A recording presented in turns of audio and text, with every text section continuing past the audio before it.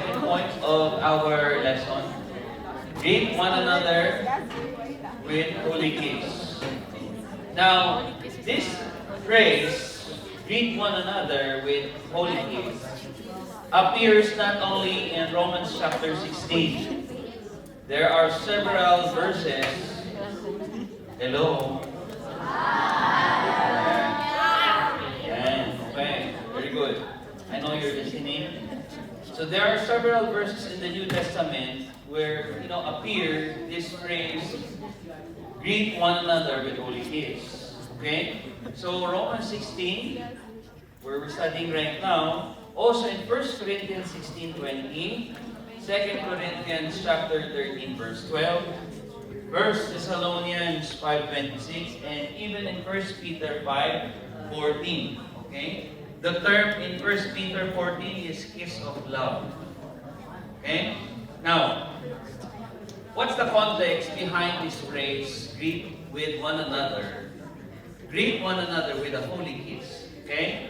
Now, if we will go back to the cultural context of Israel during that time, or I would say in general, in the Middle or Mediterranean world during that time, okay? A holy kiss or a kiss on the cheek, hindi naman pag sinabing greet one another with holy kiss, lips to lips, hindi yan ang ibig sabihin dyan. Okay? Sino mga nagbasa dito? Huwag mong i-read. Did you do your homework? Oh. Pag sinabi ba greet one another with a holy kiss, it means lips to lips sila? Hindi. Diba? Unhygienic yun, diba?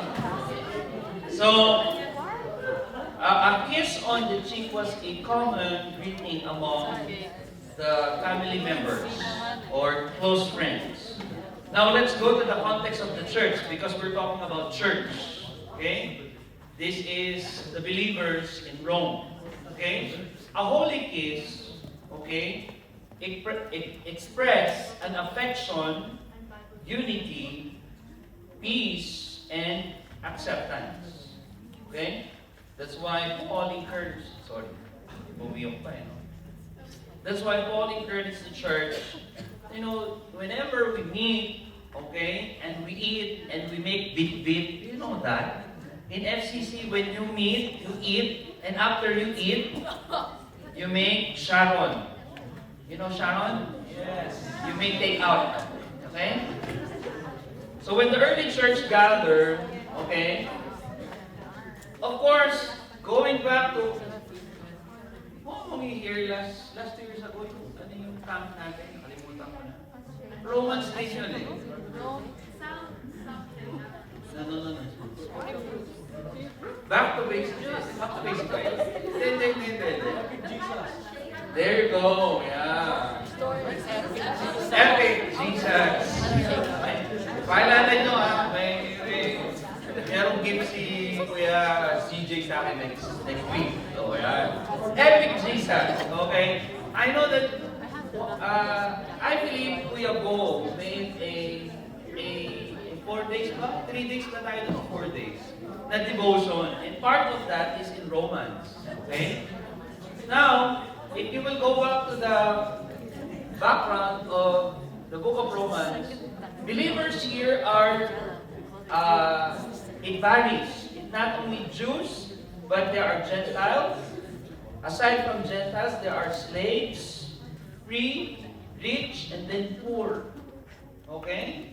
So, pag yun, mga nagsama-sama, because they accepted the Lord as their Lord and personal Savior, wala na yung discrimination, wala na yung classical section. Alam mo yun, na kapag, rich kami ha, dito kami. Kunyari, mga elite, dyan kila Kuya Atan. Kuya Tan, no? Pag dito, mga siguro middle class lang to. Okay? Ito, yung tipo mga nasa may Grand Palace, ito pangwala lang. Tipo ganyan, di ba? Ito, let's say for example, pambakala, yan. Pambakala. Kaya hawag ko na doon sa may greenhouse. Okay? Illustration lang yan, ha? Baka may open ko. Yung sinasabi ni Pastor, pang greenhouse lang kami. Hello, yung pa po nga, channel. Ano ba? Channel. Channel ba tawag doon? Ano ko channel eh? Anyway. So my point is, believers during this time, from different group. Kaya sinabi ni Paul that whenever we worship Jesus, whenever we gather in church once a week, because this is corporate worship, we greet one another with a holy kiss. Okay? Showing, okay, yung kiss, no? Chick yan, ha? Showing that we are showing love, okay? Love from God, love from Jesus. We are united, okay? Kaya diba, last time I mentioned, if you don't do that, it means, meron silang something. Okay? Something that, ano yung nasa may notes ko? Not to show inappropriate behavior. Okay? Kasi yung iba, tinitake advantage siguro during that time. No? May holy kiss daw. So pag sila, boy to boy yun, girl to girl. Of course, merong standard pa rin. Kasi nasa church sila eh. Okay? Now, so, it shows affection, unity, of course, peace. Kasi, biruin mo, yung mga elite, no? Bali wala sa kanila. Napupunta sila sa may kabilang patay, mga purita, okay lang yan. Pantay-pantay tayo sa may tingin ng Lord. Kasi lahat na tayo family ni Lord. 2 Corinthians 5:17. Therefore, if anyone is in Christ, whether you are a slave, free, Greek, Gentiles, or whatever, poor or rich, di ba? When you accepted the Lord Jesus Christ, your old nature has gone. You are a new creation. And sa mata ng Lord, in the eyes of God, lahat tayo pantay-pantay. Did you get me, guys? Clear? So, yun yung pagpapakita na sila ay family, united, okay? Walang plastikan sa kanila because they love one another, because they greet one another with holy kiss. Now, ang tanong, the question is it applicable nowadays? I mean, sa may time natin. Nakakakita ba kayo ng mga lalaki na bebeso-beso? Tawa ni Kuya eh, oh. Di ba? Pag nakakita kayo ngayon sa may time natin ng lalaki nagbebeso-beso, uy. Di ba? Back off, my goodness, bromance. Sa babae, pwede, no? Beso-beso kayo. No? Sa lalaki, ano ang holy kiss natin ngayon? Ha? Yun! Ano ba? Yung mga appear or high five? Ano ba? Mga ganun-ganun, di ba? Appear, mga ganun-ganun, mga talong-talong pa, ganun, di ba? Sa may time ko yun. Okay? So, when Paul said kiss each other, he called it a holy kiss because it was pure, sincere, free from sexual meaning, guardrails. Kaya sila, sa babae, they have their own greetings. Sa may lalaki, dito sa mga Arabic, I don't know if you observe, some older Arabic people, when they do, back nose to nose. That's it. Kasi sa may culture nila yan. Okay? So it's an example. So free from sexual meaning and it's centered on Christian brotherhood and sisterhood. O, diba? So yun. Now, clear na yung holy kiss. Baka mamaya pag sinabi, or greet one another with a holy kiss daw. Layuan nyo yun, ha? Hindi ka nagbabasa ng Biblia, you don't know the context. Now you know the context now, okay? So, in our time today, greet one another with holy kiss, okay na, yung kikindat lang, di ba? Oy! Ganun lang, di ba? Ibig sabihin, brotherhood, di ba? Ewan mo sa sisterhood, paano kayo nag-greet? Di ba? Panga sa panga. Okay. Now, encouragement, it matters. Words can build faith. The unity reflects Jesus, okay? It points, okay, others. You guys, you're pointing each other to Christ. And then you love one another. The church should feel like a family. Now my question is, napipili ba that you're in the family whenever we meet here in Canterbury? Ha? Walang division, yung grupo-grupo, no? Although you are in a different small group, it doesn't mean na, ay, ito lang yung grupo ko. No, it's not. That's why during praise and worship, same, yan. Ang lalaki na dito, mga babae dito. Okay? Free, kung sino yung gusto nyong katabi, no? Habang nag-worship sa Lord, go. Kasi corporate worship yun. But when it comes to small group, of course, yung naka-assign na mga members ninyo. But it doesn't mean na divided tayo. Okay? So that's my prayer, ha? Na tayo, may kasabihan that, as we grow bigger, no, we learn to, anyway. So, yeah, the application today is that the principle expressed through handshake, hugs, warm greetings, acts of hospitality, yeah? And then sincere fellowship. Okay? Now let's go to the next point. Discussion question, sorry. Now, let's discuss this. Kasi last time we discussed budget. We're done? Okay, so let's go to the next point. Okay? So let's read the next section, which is Romans 16, verses 17 to 18. Watch out for false teaching. Yan. Maganda to. Sabi dyan, watch out for those who cause division. As I mentioned a while ago, we're family, we're united, we love one another.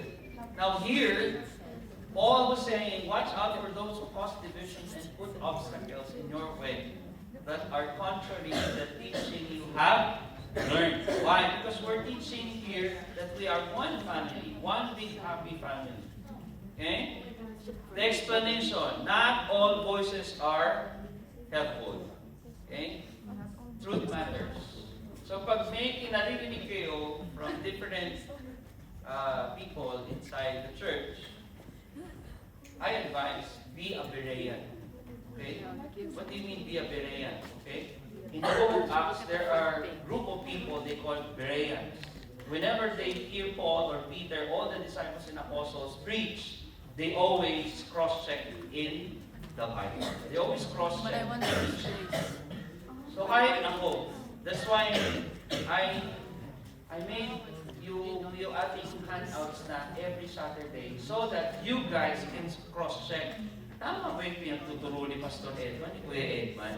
Biblically sound or doctrinally sound ba yung tinuturo ni Kuya Edman?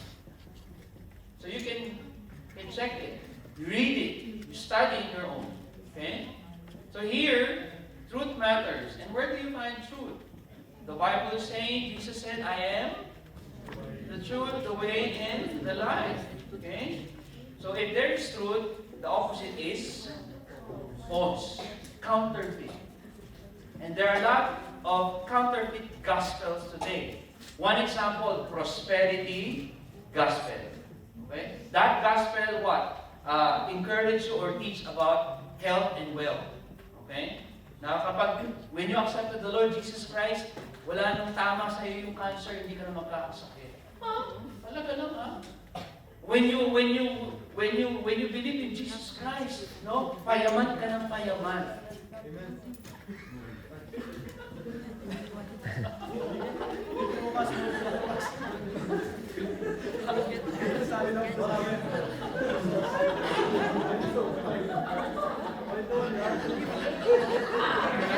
Totoo naman. When you accepted the Lord Jesus Christ, mayaman na tayo lahat kasi our Father is in heaven. Amen? But let me clarify, yung payaman ang payaman kasi you focus on material things. Naging God mo na, naging Jesus mo na, yung mammon. What do you mean by mammon? In the Greek language, man is mammon. Okay? Hindi hamon na, baka mamaya sabi hamon. Mammon in Greek, money. Or yung mga material na bagay. Yun yung number one. Secondary na lang si Lord. Kaya yun yung pinopromote ng prosperity gospel. Kaya ang daming offering lagi. Diba? Give your offering because God will really tremendously multiply that blessing. O yung iba naman, dahil hindi nila cross-checks in the Bible, bigay ng bigay. And expecting, God will multiply it 7 times or 100 folds. Eh, paano kung hindi tumate? Na-scam ka, pre. Diba? Okay? Share mo naman yung blessing mo. Divisions is dangerous. Okay? Lies often sound smooth. Mga counterfeit na teaching, counterfeit gospel. No? Parang same siya ng gospel ni Jesus. But how do you know if it's counterfeit? There you go. Una-una, you make it cross-check or bangga mo sa may Biblia. Secondary is that, look at the life of those people. Talaga bang nakikita yung each and yung two kay Jesus Christ? Ha? No, I know, I pastor, no? Na parang, dahil, pastor to sorry hindi nyo naman alam, hindi ko mention yung name. Well, he's a prosperity gospel also. No? Huwag na. Dahil mayroong jet na bago at yun daw ay makaka-save ng fuel. Diba? Usually fuel naman ito, diba? So kailangan niya daw. So part ko ng sermon niya. Today I need this kind of jet. It's not just congregation. Okay? And you know what? It will bring help to the ministry of God. Ginamit pa talaga. Yung ministry. Kaya later on, after this service, I will challenge you, as the usher will come and collect all the offerings. Okay? You give your commitment to Jesus. Wow. Pero, yung offering na yun, saan pupunta? Sa jet. Saan mo ba gamitin yung jet sa may ministry? Let's say, for example, punta ka ng punta ka sa may, yung bansa ng, may tubig. Hindi Pilipinas. Yung may gondola ba yun? Hawaii naman. Hindi Hawaii. Somewhere in Europe. I think that's in Europe. Venice. Yeah, there you go. Diba? So, ipapark yun yung jet mo. Diba? Okay? So, you cross-check. Tignan mo. Then, nung preacher, tignan mo yung buhay nung mga leaders yung nagtuturo. Ito, baka sabihin nyo, nabili ko lang ito sa Wala, yung bagong studio ba yun? Studio. Yun, di ba? Magkano? 30 dirhams. Remote pa. Okay. Wisdom protects faith. So stay grounded in Scripture. Now let's go to the discussion question. Okay? So yan, yung discussion ngayon, mga kapatid, sa inyo. 19 to 20. So we're done. Watch out for false teaching. Now, as we continue in this topic, faith live out in real relationships.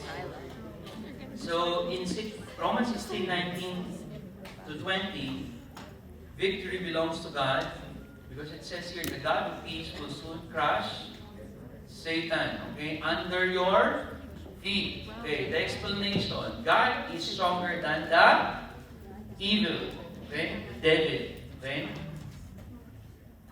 Darkness never wins. Remember that.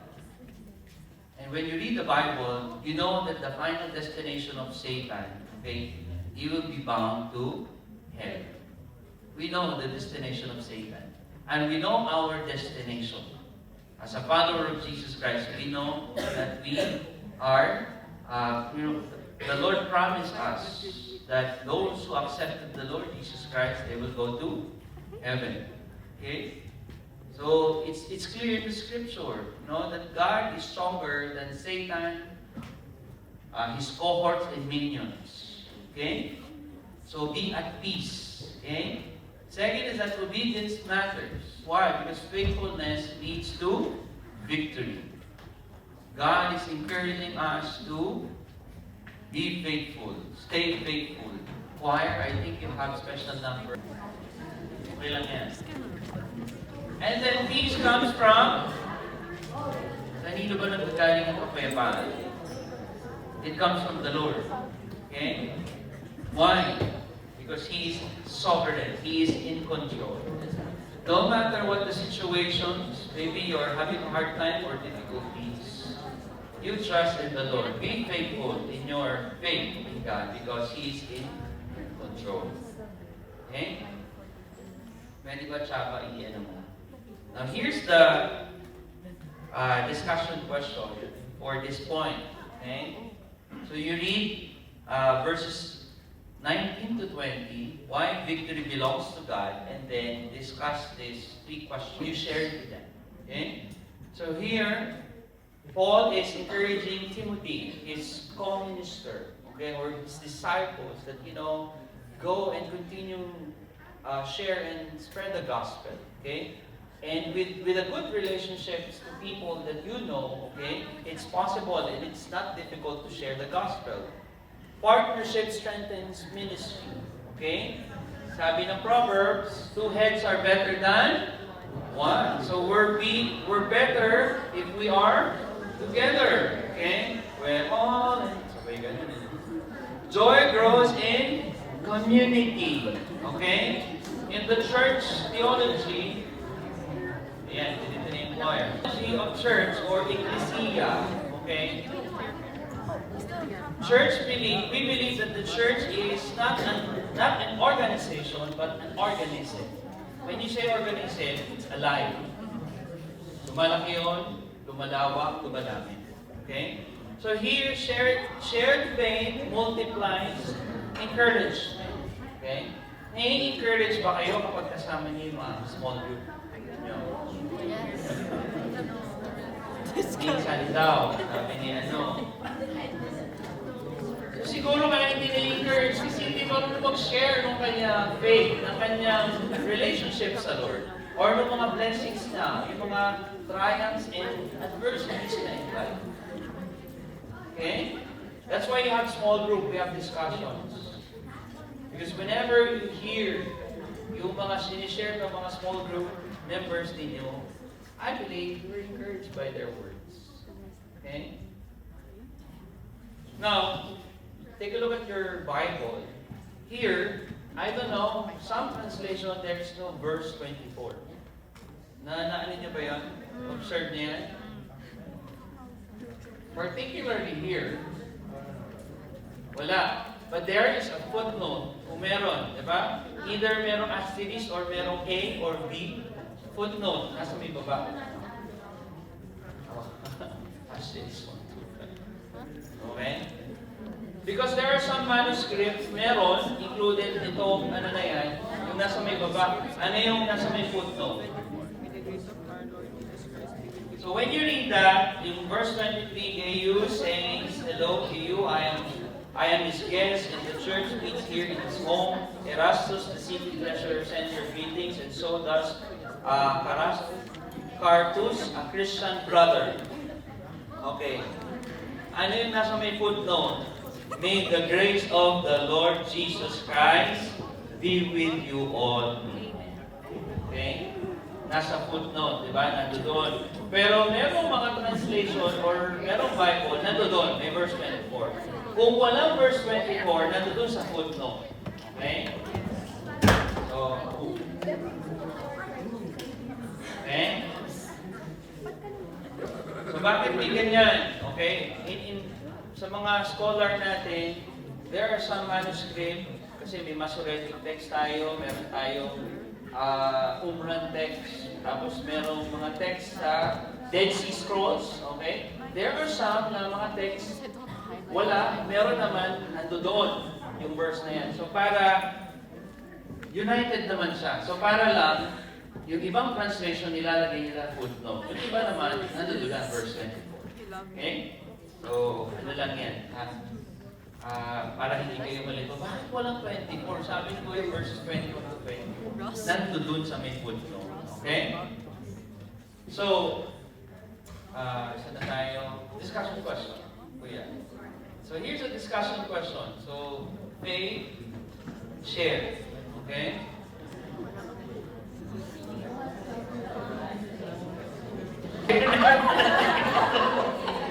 Sorry naman.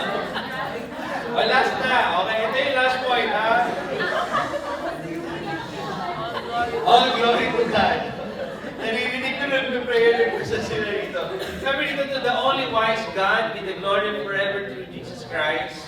Amen. So, God deserves all the glory. Amen? So everything points back to Him. Okay? And the gospel changes our lives, so truth brings transformation, and faith ends in worship. Okay? Obedience flows from awe. Okay? Oh, gonna do. Okay, so let's go to the discussion question at the Shabbat. So we can close in prayer. So right after this discussion question, then you can have your prayer request from your multiple members, and then you close in prayer.